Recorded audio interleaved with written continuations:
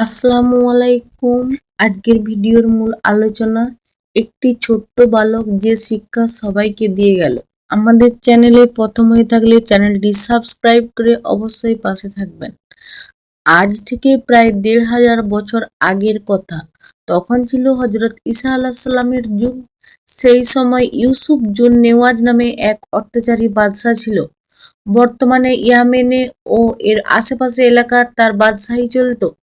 বাদশাহ ইউসুফের দরবারে ছিল এক বৃদ্ধ জাদুকর। সে শয়তানের সাহায্যে লক্ষানাদির মাধ্যমে মানুষকে ভবিষ্যতের সংবাদ দিত আর বাদশাকে দিত নিত্য নতুন কুপরামর্শ। অপরিমাণদর্শী বাদশাহ অবলীলায় তা মেনে নিত। একদিন জাদুকরের মাথায় একটি চিন্তা আসলো। সে ভাবল, আমার তো অনেক বয়স হয়েছে, বুড়ো হয়ে গেছি, কোন সময় মরে যায় বলা যায় না। আমি ছাড়া অন্য কেউ এ বিদ্যা আয়ত্তও করতে পারেনি।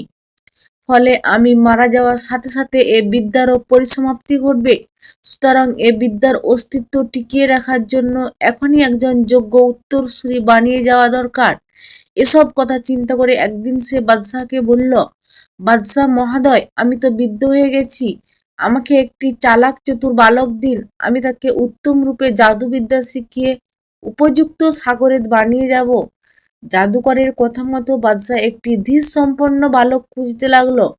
অনেক খোঁজাখুঁজির পর শেষ পর্যন্ত একটি মেধাবী ছেলে পাওয়া গেল। ছেলেটির নাম আবদুল্লাহ ইবনে তামের। বাদশাহ ছেলেটিকে জাদুকরের হাতে সোপর্দ করল।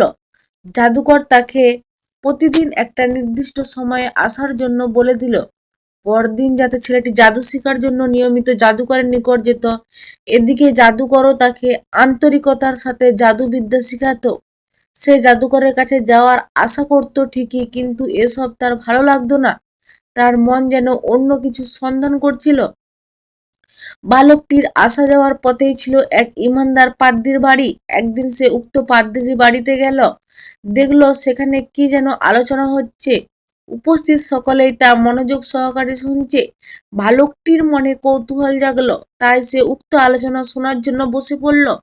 তন্ময় হয়ে বালকটি পাদ্রির কথাগুলো শুনল। তার কাছে এসব কথা খুবই ভালো লাগলো। মনে হলো তার তৃষ্ণার্ত হৃদয় যেন এসব কথার জন্যই দীর্ঘকাল ধরে চাতক পাখির ন্যায় অপেক্ষা করছে। পাদ্রির কথা শেষ হলে উঠে পড়ল।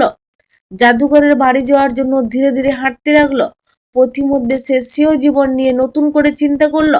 পাদ্রির বক্তব্য তাকে নিজের ভবিষ্যৎ নিয়ে চিন্তা করার এক নতুন দ্বার খুলে দিল। সে সত্য সুন্দরের পথে চলার এক অনুপম নির্দেশন। বালক যখন জাদুকরের নিকট পৌঁছালো তখন বেলা অনেক হয়ে গেছে। জাদুকর তাকে দেরি হওয়ার কারণে জিজ্ঞেস করল, কিন্তু সত্যজনক কোনো জবাব সে দিতে পারল না। ফলে জাদুকর তাকে বেশ মারধর করল। অবশেষে প্রতিদিনের মতো আদৌ জাদুকর তাকে জাদুবিদ্যা শেখাতে লাগলো। কিন্তু তার মন তখনও পড়েছিল সেই ইমানদার পাদ্রির নিকট। ঘুরে ফিরে পাদ্রির কথাগুলোই তার হৃদয় বিনায় বারবার আনন্দিত হচ্ছিল। কিছুতেই তার মন থেকে কথাগুলো দূরে সরে যাচ্ছিল না। জাদুকর ছেলেটির অমনোযোগিতার বিষয়টি খুব ভালো করে অনুধাবন করলো। তাই সেদিনের মতো সে তাকে ছুটি দিয়ে দিল। জাদুকর থেকে ছুটি পেয়ে সে বাড়ির পথ ধরল। আগেই বলা হয়েছে তার বাড়ি আর জাদুকরের বাড়ির মাঝখানে ওই ছিল ইমানদার পাদ্রির বাড়ি। বাড়ি ফেরার পথে আবারও সে পাদ্রির মজলিসে বসে পড়ল। শূন্য তার মুখ নিঃসৃত অনেক অমূল্য বাণী। এতে বাড়ি ফিরতেও তার অনেক বিলম্ব হয়ে গেল। ফলে বাড়ির লোকেরাও তাকে ধমকালো। এরপর থেকেই প্রতিদিনই সে আসা যাওয়ার পথে ওই পাদ্রির মজলিসে বসত। ফলে গন্তব্যে পৌঁছাতে দেরি হওয়ার জাদুকর যেমন তাকে মারধর করত, তেমনি পরিবারের লোকেরাও তাকে গালমন্দ করত, ধমকাতো। কিন্তু এসব মারধর আর গালমন্দকে সে কোনো পাত্তাই দিত না, কেননা সে পাদ্রির নিকট এমন এক সত্যের সন্ধান পেয়েছে যা ইতিপূর্বে কোথাও সে পায়নি। একদিন দুদিন করে যেতে যেতে পাদ্রির সাথে তার একটি আত্মার সম্পর্ক গড়ে ওঠে। পাদ্রিকে একদিন না দেখলে তার আর ভালো লাগে না। পাদ্রিও তাকে স্নেহ করত, আদর করত, হৃদয় দিয়ে ভালোবাসতো। ফলে এক সময় সে গোপনে ঈমান এনে মুমিন হয়ে গেল। বালকটি এখন আসা যাওয়ার পথে নিয়মিত পাদ্রির নিকট যায়। ইতিমধ্যে একটি চমৎকার ঘটনা ঘটে গেল। ঘটনা হলো, একদিন সে জাদুকরের বাড়ি যাওয়ার জন্য রওনা দিল। কিছু দূর আসার পর দেখলো একটি বাঘ রাস্তা আগলে দাঁড়িয়ে আছে। ফলে এ পথে কেউ আসা যাওয়া করতে পারছে না। এতে বালকটি মনে মনে খুশি হলো, কারণ সে ভাবলো আজকে আমি বাস্তবে পরীক্ষা করে দেখব জাদুকর উত্তম না ওই ইমানদার আলেম উত্তম। সে পরীক্ষা করার উদ্দেশ্যে একটি পাথর হাতে নিয়ে মহান পালনকর্তার দরবারে দোয়া করতে লাগলো, হে প্রভু, তুমি এক, তোমার কোনো শরিক নেই। আমি পাদ্রী ইসলাম ধর্ম গ্রহণ করেছি। এই পাদ্রীর ধর্ম যদি সত্য হয় তবে এ পাথরের আঘাতে যেন বাঘটি মারা যায়, আর যদি জাদুকর সত্য হয় তাহলে যেন না মারে। এ বলে সে পাথরটি বাঘের প্রতি ছুঁড়ে মারল। এতে সাথে সাথে বাঘটি মারা গেল এবং লোকজন নির্বিঘ্নে পথ চলতে শুরু করলো।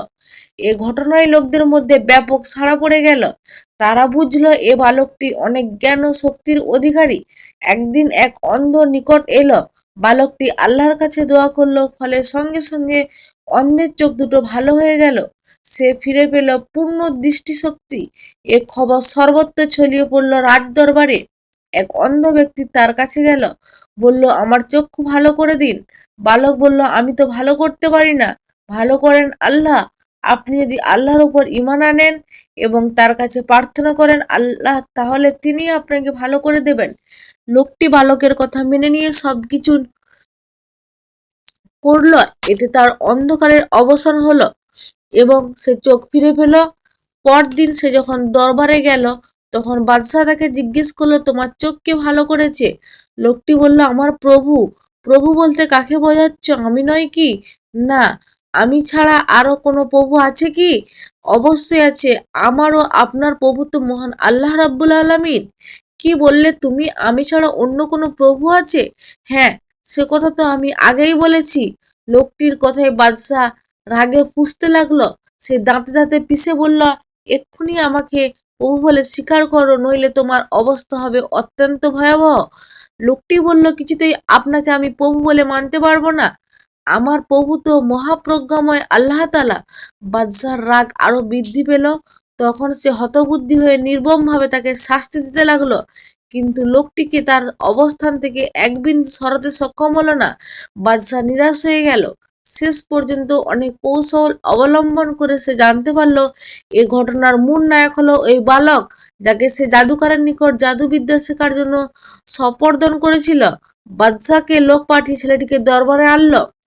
বলল, হে বৎস, তুমি দেখছি জাদুবিদ্যায় অনেক উন্নতি করেছ। আমার পালনেওয়ালা জাদু দ্বারা অনেক জটিল রোগও তুমি সরিয়ে তুলতে পারছো। আমি ভালো করি না, ভালো করেন আমার রব। সঙ্গে সঙ্গে বালক জবাব দিল, তোমার রব মানে আমি? না, আপনি আমার রব হতে যাবেন কেন? আমার রব তো আল্লাহ তাআলা। আমি ছাড়া আর কোনো রব আছে নাকি? অবশ্যই, শুধু তোমার বরং নয়, আমার এবং সমস্ত প্রাণীর রব হলেন সেই মহান আল্লাহ, যিনি আমাদেরকে সৃজন করেছেন। বালকের নির্ভীক জবাব শুনে বাদশাহ আশ্চর্য হলো। সে তাকে কয়েদখানায় আটকে রেখে বিভিন্ন প্রকার শাস্তি দিতে লাগলো, কিন্তু কিছুতেই তাকে আপন বক্তব্য থেকে বিন্দুমাত্র সরানো সম্ভব হলো না। অবশেষে জানা গেল এ সব বিষয়ের পিছনে আছেন এক ইমানদার পাদ্রী। বাদশাহ সময় নষ্ট করলো না, সে শাহী ফরমান পাঠিয়ে পাদ্রীকেও দরবারে নিয়ে এলো। অনেক কথাবার্তার পর সে পাদ্রীকে বলল, তুমি তোমার ধর্ম থেকে ফিরে এসো। পাদ্রী তো অস্বীকার করলেন। ফলে তার উপর শুরু হলো নিষ্ঠুর নির্যাতন। এভাবে নির্যাতন চালাতে চালাতে এক পর্যায়ে বাদশাহ একটি করাত চাইলো। দরবারি লোকেরা তাকে করাত এনে দিলে নিষ্ঠুর বাদশাহ ওই করাতখানার পাদ্রীর মাথার উপর মাঝ বরাবর রাখলো এবং চিরতে চিরতে তার দেহটাকে দুভাগে ভাগ করে শহীদ করে ফেললো। এরপর বাদশার দরবারে মুসলিম লোকটিকে ডেকে আনলো এবং তাকেও যন্ত্রণাদায়ক শাস্তি প্রয়োগ করে হত্যা করলো। এখন কেবল বালকটাই বাকি রইল। বাদশাহ তার জন্য অন্যরকম শাস্তির ব্যবস্থা করলো। সে কয়েকজন লোকের হাতে ছেলেটিকে সোপর্দ করেছিল, এই ছেলেটিকে পাহাড়ের চূড়ায় নিয়ে যাও। সেখানে গিয়ে আবারও আমাকে প্রভু বলে মেনে নিতে বলবে এবং ইসলাম ত্যাগ করতে আহ্বান জানাবে। যদি সে তোমাদের কথা মানে তবে ছেড়ে দেবে, অন্যথায় পাহাড়ের চূড়া থেকে ধাক্কা দিয়ে নিচে ফেলে নির্মমভাবে হত্যা করবে। বাদশার কথা মতো লোকজন তাকে পাহাড়ের চূড়ায় নিয়ে গেল। তখন সে আল্লাহর দরবারে দুহাত তুলে ফরিয়াদ করল, হে আল্লাহ, এই লোকগুলোর হাত থেকে আমাকে রক্ষা করো। একমাত্র মালিক তুমি, অনুগ্রহ করে তুমি আমাকে রক্ষা করো। ছেলেটির দোয়া কবুল হলো। পাহাড়ে শুরু হলো প্রচন্ড কম্পন। ফলে সকলেই পাহাড় থেকে পা পিছলে নিচে পড়ে নিহত হলো, আর ছেলেটি কুদরতি ভাবে বেঁচে গেল। সে নিরাপদে বাদশার দরবারে ফিরে এলো। বাদশাহ সীমাহীন আশ্চর্য হলো, জিজ্ঞেস করলো, যাদের সাথে তোমাকে পাঠিয়েছিলাম তারা কোথায়? সে জবাবে বলল, ওই লোকগুলোর হাত থেকে আমার প্রভু আল্লাহ তাআলা আমাকে বাঁচিয়ে দিয়েছেন।